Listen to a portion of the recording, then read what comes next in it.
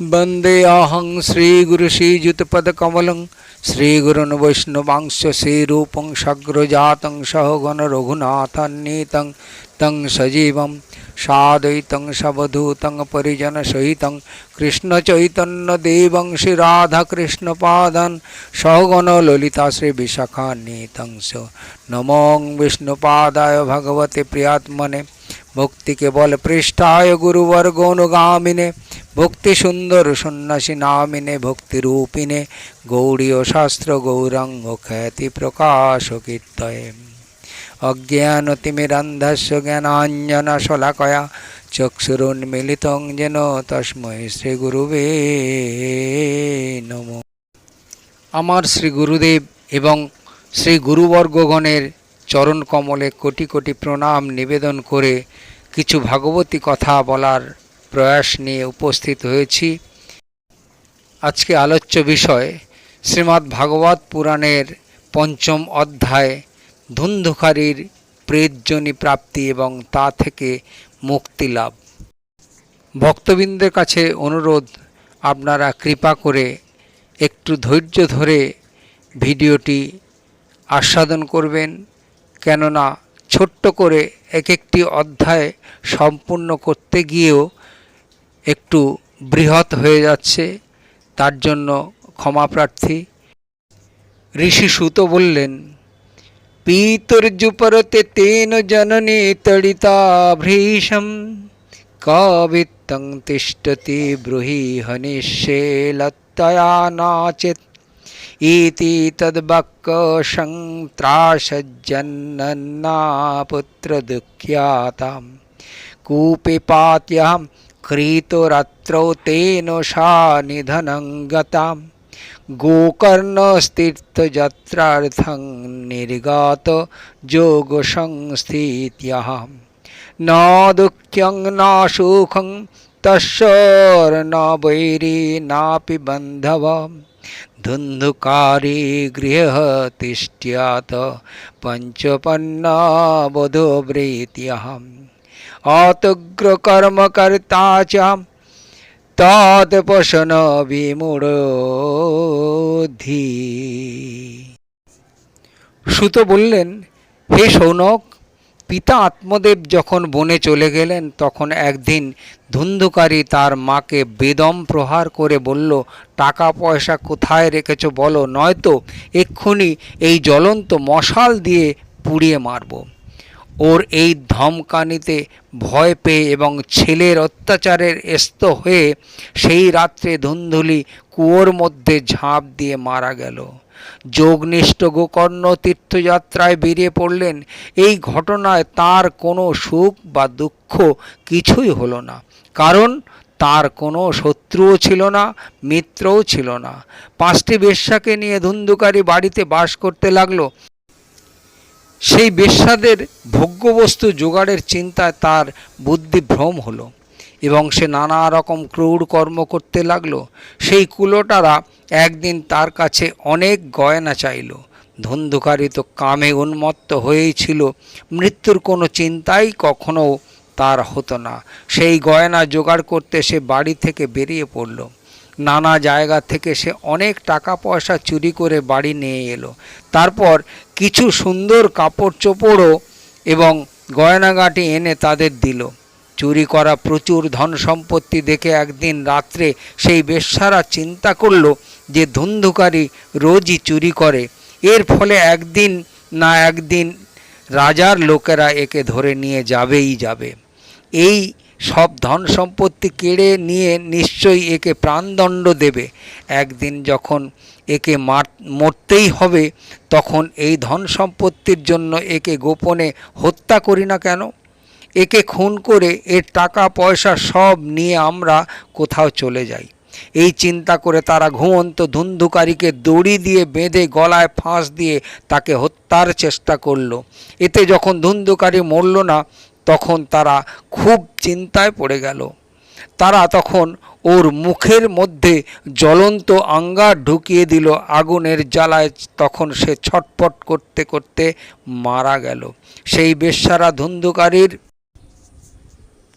দেহটাকে একটা গর্তে পুঁতে দিল আসলে অসৎ নারীরা এরকম দুঃসাহসী হয়। তাদের এই কর্মের খবর কেউ জানতে পারল না। লোকে জিজ্ঞাসা করলে তারা বলল, আমাদের প্রিয়তম টাকা পয়সার সন্ধানে এবার দূর দেশে চলে গেছেন, এই বছরের মধ্যেই ফিরে আসবেন। বুদ্ধিমান মানুষদের এই সব দুষ্টা নারীদের কখনো বিশ্বাস করা উচিত নয়। যে সকল মূর্খ এদের বিশ্বাস করে তাদের দুঃখ পেতে হয়। এদের রসালো কথা কামুকদের হৃদয়ে অমৃত রসের সঞ্চার করে, কিন্তু এদের হৃদয়ে শানিত ছুরির মতো তীক্ষ্ণ হয়। কাজেই এই সব নারীরা কার প্রতি আসক্ত হবে? এই কুলোটার ধুন্ধুকারীর সমস্ত সম্পত্তি হাতিয়ে নিয়ে সেখান থেকে চলে গেল। তাদের এই রকম পতি না জানি আরও কতজন ছিল। এদিকে ধুন্ধুকারী নিজের কুকর্মের ফলে ভয়ঙ্কর প্রেতজনি প্রাপ্ত হলো। সে ভীষণ ঝড়ের রূপ ধরে সর্বদা 10 দিক উত্ত্যক্ত করে বেড়াতো। শীত গ্রীষ্ম জর্জরিত ক্ষুধা তৃষ্ণায় কাতর হয়ে হায় আমার ভাগ্য, হায় আমার ভাগ্য বলে চেঁচাতো, কিন্তু কোথাও তার আশ্রয় মিলল না। কিছুকাল পরে গোকর্ণ লোকমুখে ধুন্ধুকারীর মৃত্যু সংবাদ পেলেন। তখন ধুন্ধুকারী অনাথ বুঝতে পেরে গয়া তীর্থে গিয়ে তার শ্রাদ্ধ করেন এবং অন্যান্য যে সব তীর্থ তিনি যেতেন সেখানেও অবশ্যকীয় শ্রাদ্ধ ক্রিয়াদি করলেন। এইভাবে ঘুরতে ঘুরতে গোকর্ণ নিজের বাড়ি এলেন এবং রাত্রিবেলা অন্যের অলক্ষ্যে সোজা নিজের বাড়ির আঙিনায় রাত্রিবাস করতে লাগলো। সেখানে নিজের ভাইকে রাত্রিবেলা ঘুমোতে দেখে ধুন্ধুকারী নিজের মহাভয়ঙ্কর মূর্তি দেখালো। কখনো ভেড়া, কখনো হাতি, কখনো মহিষ, কখনো ইন্দ্র, কখনো অগ্নির রূপ ধারণ করল, শেষকালে আবার মানুষ রূপে দেখা দিল। এই সব অসাধারণ ব্যাপার দেখে গোকর্ণ স্থির করলেন যে এ কোনো দুর্গতিপ্রাপ্ত। তখন তিনি ধৈর্য ধরে তাকে জিজ্ঞাসা করলেন। গোকর্ণ বললেন, তুমি কে? রাত্রিবেলা এই সব ভয়ানক রূপ দেখাচ্ছ কেন? তোমার এই দশা কি করে হলো আমাকে ঠিক করে বলো। তুমি প্রেত না পিশাচ অথবা রাক্ষস, কে? সূত বললেন, গোকর্ণ এই রকম প্রশ্ন করতে সে বারে বারে উচ্চৈস্বরে কাঁদতে লাগলো। তার কথা বলার ক্ষমতা ছিল না, তাই সে ইশারা দিয়ে বোঝাতে লাগলো। গোকর্ণ তখন গণ্ডূষে জল নিয়ে মন্ত্র পড়ে সেই জল তার গায়ে ছিটিয়ে দিল। এতে তার পাপ কিছু নষ্ট হওয়াতে সে কথা বলতে লাগলো। প্রেত বলল, আমি তোমার ভাই, আমার নাম ধুন্ধুকারী। আমার নিজের দোষেই আমি নিজের ব্রাহ্মণত্ব খুইয়েছি। আমার কুকর্মের সীমা নেই। আমি ভয়ানক অজ্ঞান অন্ধকারে ঘুরপাক খাচ্ছিলাম, ফলে আমি অনেক মানুষের ক্ষতি করেছি। অবশেষে কুলটা মেয়েগুলো খুঁচিয়ে খুঁচিয়ে আমাকে হত্যা করেছে। এর ফলে বর্তমানে এই প্রেতজনিতে পড়ে এই দুর্দশা ভোগ করছি। এখন দৈববশে কর্মফলের উদয়ে কেবল বায়ু ভক্ষণ করে জীবন ধারণ করছি। ভাই, তুমি তো দয়ার সাগর, এখন কোনো রকমে তাড়াতাড়ি আমাকে এই যোনি থেকে মুক্ত করো। গোকর্ণ ধুন্ধুকারীর সব কথা শুনে গোকর্ণ বললেন, ভাই হে, ব্যাপারটা আমার বড় আশ্চর্য ঠেকছে। আমি গয়ায় গিয়ে শাস্ত্রমতে পিণ্ড দান করেছি, তবুও তুমি প্রেতজনি থেকে উদ্ধার হওনি। গয়া শ্রাদ্ধতে যদি তোমার মুক্তি না হয় থাকে, তবে আমি তো আর কোনো উপায় দেখছি না। তুমি সব কথা খুলে বলো, আমার এখন কি কর্তব্য? প্রেতজনি বলল, গয়া শ্রাদ্ধতেও আমার মুক্তি হবে না, তুমি এর অন্য কোনো উপায় করো। প্রেতের এই কথা শুনে গোকর্ণের বড় আশ্চর্য লাগলো। তিনি বলতে লাগলেন, শত গয়া শ্রাদ্ধতেও যদি তোমার উদ্ধার না হয় তবে তো তোমার উদ্ধার অসম্ভবই। আচ্ছা, এখন তো তুমি নির্ভয়ে স্বস্থানে থাকো, আমি চিন্তা ভাবনা করে তোমার উদ্ধারের কোনো উপায় করব। গোকর্ণের আদেশ পেয়ে ধুন্ধুকারী সেখান থেকে নিজের জায়গায় চলে গেল। এদিকে গোকর্ণ সারা রাত ধরে চিন্তা করলেন, কিন্তু কোনো উপায় খুঁজে পেলেন না। সকালবেলা সকলে তাকে বাড়িতে দেখে খুশি হয়ে তার সঙ্গে দেখা করতে এলেন। রাত্রে যেসব ঘটনা ঘটেছিল গোকর্ণ তা সকলকে বললেন। তাদের মধ্যে যারা যোগনিষ্ঠ বিদ্বান জ্ঞানী ও বেদজ্ঞ ছিলেন তারাও অনেক শাস্ত্র বিচার করে দেখলেন, কিন্তু উদ্ধারের কোনো পথ পাওয়া গেল না। তখন সকলে সিদ্ধান্ত করলেন যে এই বিষয়ে সূর্যদেব যা বিধান দেবেন তাই করা উচিত। গোকর্ণ তখন নিজের তপবলে সূর্যের গতি রুদ্ধ করে দিলেন। তারপর স্তুতি করলেন, হে ভগবান, আপনি সমগ্র জগতের সাক্ষী, আমি আপনাকে প্রণাম করছি। আপনি অনুগ্রহ করে ধুন্ধুকারীর উদ্ধারের উপায় বলুন। গোকর্ণের এই প্রার্থনা শুনে সূর্যদেব দূর থেকেই পরিষ্কারভাবে বললেন, শ্রীমদ্ ভাগবতে মুক্তি হতে পারে, সুতরাং তুমি ওর জন্য শ্রীমদ্ ভাগবতের সপ্তাহ পারায়ণ করাও। সূর্যের এই ধর্মবাক্য সকলেই শুনতে পেলেন। তখন সকলে বললেন, নিষ্ঠা ভরে এই অনুষ্ঠান করো। আর এই অনুষ্ঠানও অতি সরল। তখন গোকর্ণ সেই অনুসারে মনস্থির করে ভাগবত কথা পাঠের জন্য প্রস্তুতি নিলেন। নানা দেশ গ্রামগঞ্জ থেকে কথা শোনবার জন্য লোকের আগমন হলো। অনেক পঙ্গু, অন্ধ, বৃদ্ধ, মন্দবুদ্ধি মানুষও নিজেদের পাপ ক্ষয়ের উদ্দেশ্যে সেখানে এসে উপস্থিত হলেন। ফলে সেখানে এমন লোক সমাগম হলো যে তা দেখে দেবতারা পর্যন্ত আশ্চর্য হয়ে গেলেন। গোকর্ণ যখন ব্যাসাসনে বসে কথা পাঠ করতে লাগলেন তখন সেই প্রেতও সেখানে এসে উপস্থিত হলো এবং বসবার জন্য এদিক ওদিক জায়গা খুঁজতে লাগলো। খুঁজতে খুঁজতে একটা সোজা করে রাখা 7 গাঁটযুক্ত বাঁশের ওপর তার নজর পড়ল। সেই বাঁশের নিচে ছিদ্রের মধ্যে ঢুকে গিয়ে সে পাঠ শ্রবণের জন্য বসে পড়ল। বায়ুরূপী হওয়াতে সে বাইরে কোথাও বসতে পারল না। তাই বাঁশের মধ্যে ঢুকে সে একজন বৈষ্ণব ব্রাহ্মণকে গোকর্ণ মুখ্য শ্রোতারূপে স্থির করলেন এবং প্রথম স্কন্ধ থেকে স্পষ্ট স্বরে কথা পাঠ আরম্ভ করলেন। সন্ধ্যাবেলা যখন পাঠের বিশ্রাম দেওয়া হলো তখন এক বড়ই বিচিত্র ঘটনা ঘটল। সভাস্থ সকলের সামনেই সেই বাঁশটির একটি গাঁট মট করে ফেটে গেল। এইভাবে দ্বিতীয় দিন সন্ধ্যাবেলা দ্বিতীয় গাঁটটি ফেটে গেল এবং তৃতীয় দিন একই সময়ে তৃতীয় গাঁটটি ফেটে গেল। এইভাবে 7 দিন 7টি গাঁট ভেদ করে ধুন্ধুকারী 12টি স্কন্ধ শ্রবণ করে প্রেতযোনি থেকে মুক্তি হয়ে গেল। দিব্যরূপধর জাতস্তুলসী দামমণ্ডিত পীতবাস ঘনশ্যাম মুকুটি কুণ্ডলান্বিত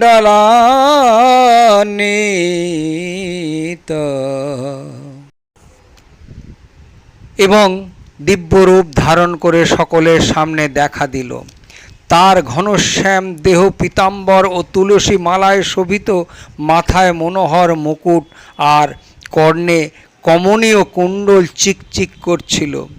নিজের ভাই গোকর্ণকে সত্বর প্রণাম করে সে বলল, ভাই হে, তুমি কৃপা করে আমাকে প্রেতযোনি থেকে মুক্তি দিয়েছ। প্রেত পীড়া নাশকারী এই শ্রীমদ্ ভাগবত কথা ধন্য, আর শ্রীকৃষ্ণের পরম ধাম প্রদানকারী এই শ্রীমদ্ ভাগবতের সপ্তাহ পারায়ণ ধন্য। সপ্তাহ শ্রবণের এই অনুষ্ঠান যখন হয় সকল পাপ রাশি কাঁপতে থাকে, কারণ তারা বুঝতে পারে যে এই ভাগবতী কথা তাদের এখনই ধ্বংস করে দেবে। আগুন যেমন ভেজা শুকনো ছোট্ট বড় সব রকম কাঠকেই ভস্মীভূত করে, সেই রকম এই সপ্তাহ শ্রবণ মান বাক্য কর্ম দ্বারা কৃত নতুন পুরাতন ছোট বড় সব রকম পাপই ভস্ম করে দেয়। পণ্ডিতগণ দেবতাদের সভায় বলেছিলেন, যে ব্যক্তি ভারতবর্ষে শ্রীমদ্ ভাগবত কথা না শোনে তার জন্মই বৃথা। সত্যিই তো মোহবশে এই অনিত্য শরীরকে হৃষ্টপুষ্ট বলবান করে যদি শ্রীমদ্ ভাগবত পাঠ না শোনে তবে সেই শরীরে কী লাভ? অস্থি এই শরীরের কাঠামো, স্নায়ুরূপ দড়ি দিয়ে সেটা বাঁধা, তার ওপরে এতে মাংস আর রক্ত লেপে দিয়ে চামড়া দ্বারা ঢেকে দেয়া হয়েছে। এর প্রতি অঙ্গে দুর্গন্ধ, কারণ আসলে এ তো মলমূত্রের ভাণ্ড মাত্র। বৃদ্ধাবস্থা ও নানা দুঃখের জন্য এটি পরিণামে দুঃখময় আর বিভিন্ন রোগের আশ্রয়স্থান। সদা সর্বদা কোনো না কোনো কামনায় এই শরীর পীড়িত থাকে, কখনোই তৃপ্তি নেই। একে ধারণ করে থাকাও একটা ভারস্বরূপ। এর প্রতি রোমকূপ নানা দোষে পরিপূর্ণ এবং এই শরীর শেষ হয়ে যেতে মুহূর্তও লাগে না। মরণের পর যদি একে কবর দেয়া হয় তাহলে কৃমিতে পরিণত হয়। কোনো পশু যদি এই দেহ খেয়ে ফেলে তো এই শরীর বিষ্ঠায় পরিণত হয়, আর যদি আগুনে জ্বালিয়ে দাও তাহলে এক গাদা ছাই তৈরি হয়। এই শরীরের এই তিন পরিণতি বলা হয়। এই রকম নশ্বর শরীর দিয়ে মানুষ অবিনশ্বর ফলদায়ী কর্ম কেন করে না? যে অন্ন সকালে রান্না করা হয় সন্ধ্যাকালে তা পচে যায়, সেই অন্ন দিয়ে পুষ্ট শরীরের নিত্যতা কি করে হবে? এই ভুলোকে শ্রীমদ্ ভাগবতের সপ্তাহ শ্রবণের মানুষের ভাগবত প্রাপ্তি ত্বরান্বিত হতে পারে। তাই সব রকম পাপ স্খলনের এটি একমাত্র উপায়। যে সকল ব্যক্তি ভাগবত কথা থেকে বঞ্চিত তারা তো জলের মধ্যে বুদ্বুদ আর জীবের মধ্যে মশার সমান, কেবল মৃত্যুর জন্যই জন্মায়। যার প্রভাবে জড় শুকনো বাঁশের গাঁট ফাটতে পারে, সেই ভাগবত কথা শ্রবণের মনের গ্রন্থি ভেদ বড় কথা। সপ্তাহ শ্রবণে মানুষের হৃদয় গ্রন্থি খুলে যায়, মনের সমস্ত সংশয় দূর হয়ে যায় এবং সমস্ত কর্ম ক্ষীণ হয়ে যায়।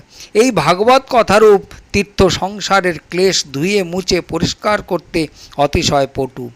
পণ্ডিতেরা বলেন যে এই কথা হৃদয়ে বিরাজ করলে সেই মানুষের মুক্তি অবশ্যম্ভাবী। ধুন্ধুকারী যখন এসব কথা বলছিল সেই সময় ভগবানের বৈকুণ্ঠবাসী পার্শ্বদের নিয়ে এক দিব্য বিমান সেখানে উপস্থিত হলো।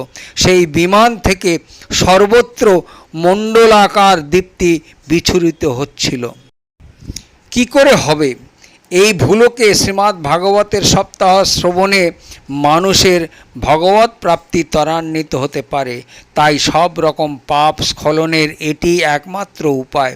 যে সকল ব্যক্তি ভাগবত কথা থেকে বঞ্চিত তারা তো জলের মধ্যে বুদ্বুদ আর জীবের মধ্যে মশার সমান, কেবল মৃত্যুর জন্যই জন্মায়।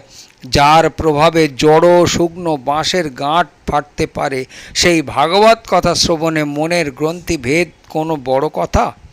সপ্তাহ শ্রবণে মানুষের হৃদয় গ্রন্থি খুলে যায়, মনের সমস্ত সংশয় দূর হয়ে যায় এবং সমস্ত কর্ম ক্ষীণ হয়ে যায়।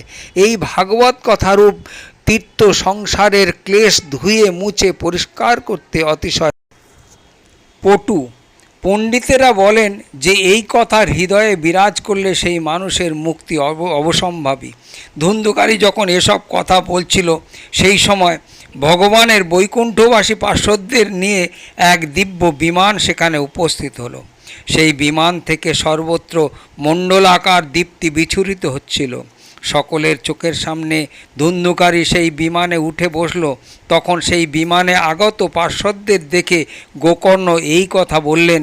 গোকর্ণ প্রশ্ন করলেন, হে ভগবানের প্রিয় পার্শ্বদবৃন্দ, এখানে তো আমাদের অনেক শুদ্ধ অন্তঃকরণ শ্রোতারা রয়েছেন, এদের সকলের জন্য আপনারা একসঙ্গে অনেকগুলো বিমান কেন আনেননি? আমি তো দেখছি যে এখানে সকলে সমানভাবে পাঠ শুনেছে, কিন্তু ফলপ্রাপ্তিতে এই রকম পার্থক্য কেন হলো? এ কথা আমাকে বলুন। শ্রী ভগবানের সেবকগণ বললেন, হে মান্যবর, এই ফলভেদের কারণ এদের শ্রবণেরই পার্থক্য। এ কথা ঠিকই যে শ্রবণ সকলেই সমানভাবে করেছে, কিন্তু ধুন্ধুকারীর মতো কেউই মনোযোগ দিয়ে শোনেনি। সেই জন্য একসাথে শ্রবণ করলেও শ্রবণের ফলে পার্থক্য হয়েছে। এই প্রেত 7 দিন উপোস করে শ্রবণ করেছে এবং শ্রুত বিষয়গুলি এই প্রেত স্থির চিত্তে উত্তম রূপে মনন ও নিদিধ্যাসন করেছে। যে জ্ঞান দৃঢ়ভাবে হয় তা ব্যর্থ হয়ে যায়। সেইরূপ মনোযোগ না দিলে, শ্রবণের সন্দেহ থাকলে, মন্ত্রের চিত্রে চাঞ্চল্য থাকলে জপের কোনো ফল হয় না। বৈষ্ণবহীন দেশ, অপাত্রকৃত শ্রাদ্ধান্ন ভোজন, অশ্রোত্রয়ীকে প্রদত্ত দান এবং আচারহীন কুল, এসব নষ্ট হয়ে যায়। গুরুবাক্যে বিশ্বাস, নিজের দীনভাব, মনের দোষসমূহের ওপর আধিপত্য এবং পাঠ শ্রবণের চিত্তের একাগ্রতা, এইসব নিয়ম যদি পালন করা যায় তাহলে শ্রবণের যথার্থ ফল লাভ হয়। এই সব শ্রোতারা যদি পুনরায় শ্রীমদ্ ভাগবত পাঠ শ্রবণ করে তবে এরা সকলেই নিশ্চিতভাবে বৈকুণ্ঠ গতি লাভ করবে। আর হে গোকর্ণ, আপনাকে তো স্বয়ং ভগবান এসে গোলক ধামে নিয়ে যাবেন। এই কথা বলে সেই পার্ষদগণ হরিকীর্তন করতে করতে বৈকুণ্ঠ ধামে চলে গেলেন। শ্রাবণ মাসে গোকর্ণ আবার ওই রকমভাবে সপ্তাহব্যাপী পাঠ করেন এবং সেই শ্রোতারা আবার সেই পাঠ শ্রবণ করেন। হে নারদ, এই পাঠের শেষে যা কিছু হয়েছিল সেসব শুনুন। ভক্তবৃন্দ পরিপূর্ণ বিমান নিয়ে ভগবান সেখানে আবির্ভূত হন। সব দিক থেকে খুব জয় জয়কার ও নমস্কার জ্ঞাপন ধ্বনি উঠতে লাগলো। ভগবান স্বয়ং আনন্দিত হয়ে নিজের পাঞ্চজন্য শঙ্খধ্বনি করতে লাগলেন এবং গোকর্ণকে বুকে জড়িয়ে নিজের সদৃশ্য করে দিলেন।